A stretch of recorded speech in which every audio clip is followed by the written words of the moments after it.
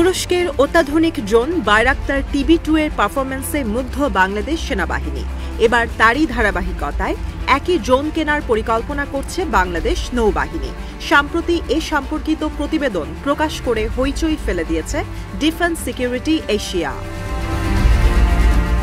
সামরিক বিষয়ক পোর্টালটির দাবি, বঙ্গোপসাগর নজরদারি করার পাশাপাশি বাংলাদেশ জলসীমায় নিরাপত্তা বৃদ্ধিতে নেওয়া হয়েছে এ সিদ্ধান্ত।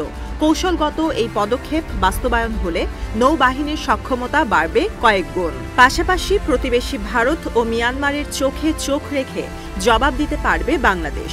বিষয়টির সঙ্গে সম্পর্কিত সূত্র জানিয়েছে, বাইরাক্তারের গুণমুগ্ধ নৌবাহিনীর এভিয়েশন উইং ক্রয় করতে পারে অত্যাধুনিক এই ড্রোন। TB ক্যাটাগরির ড্রোনগুলো তৈরি করেছে তুরস্কের বাইরাক্তার টেকনোলজি। বর্তমানে মিডিয়ান অল্টিটিউড লং এন্ডিউরেন্স বা মেল শ্রেণীর সবচেয়ে আধুনিক ড্রোন এটি। মাল্টিটাস্কার UAVT গোয়েন্দা তথ্য সংগ্রহ, নজরদারি ও সুনির্দিষ্ট স্থাপনায় হামলায় সক্ষম।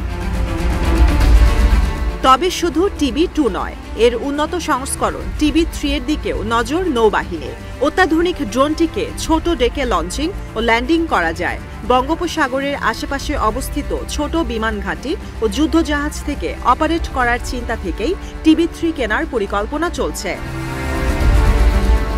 ডিফেন্স সিকিউরিটি এশিয়ার দাবি, একই সময় নিজেদের বহরে আরও 12টি TB2 ড্রোন যোগ করার সিদ্ধান্ত নিয়েছে বাংলাদেশ সেনাবাহিনী। 2023 থেকে বাহিনীতে 6টি ড্রোন অপারেট করছে। বর্তমানে বাংলাদেশ সেনাবাহিনীর 67তম ডিভিশন তুরস্কের তৈরি এই ড্রোন তদারকির দায়িত্বে আছে। 300 কিলোমিটার রেডিয়াসে টানা 24 ঘন্টার বেশি সময় উঠতে পারে অত্যাধুনিক এই ড্রোন।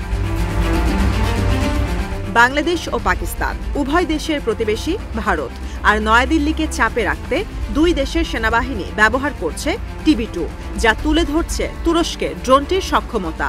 পশ্চিমবঙ্গ, মেঘালয়, ত্রিপুরা ও মিজোরাম সীমান্তে গেল ডিসেম্বর থেকে মোতায়েন রয়েছে Bayraktar TB2 unmanned aerial vehicle. Bangladesh এই পদক্ষেপকে নিরাপত্তা ইস্যু উল্লেখ করলেও প্রশ্ন তুলেছে ভারত।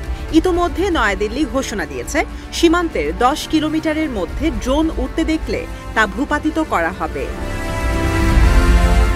যদিও ভারতীয় সামরিক বাহিনীর নিষ্ক্রিয়তা চোখে পড়ার মতো। সম্প্রতি ত্রিপুরার দক্ষিণাঞ্চলীয় গ্রাম বাল্লামুখায় ঢুকে পড়ে এক বাংলাদেশি ড্রোন। ভারতের দাবি, এরিয়াল সার্ভের পাশাপাশি ড্রোনটি গোয়েন্দা তথ্য সংগ্রহ করছিল। ড্রোনটির কন্টেন্ট ও ফ্লাইট ডেটা খুঁজে বের করার চেষ্টা চালালেও 3 দিনেও কোনো তথ্য দিতে পারেনি ভারতীয় প্রযুক্তিবিদরা। এমন পরিস্থিতিতে সেনাবাহিনীর পর নৌবাহিনীও তুরস্কের অত্যাধুনিক ড্রোন ক্রয় করলে ভারতের হুমকি মোকাবিলা সম্ভব হবে বলে মনে করছেন সামরিক বিশেষজ্ঞরা।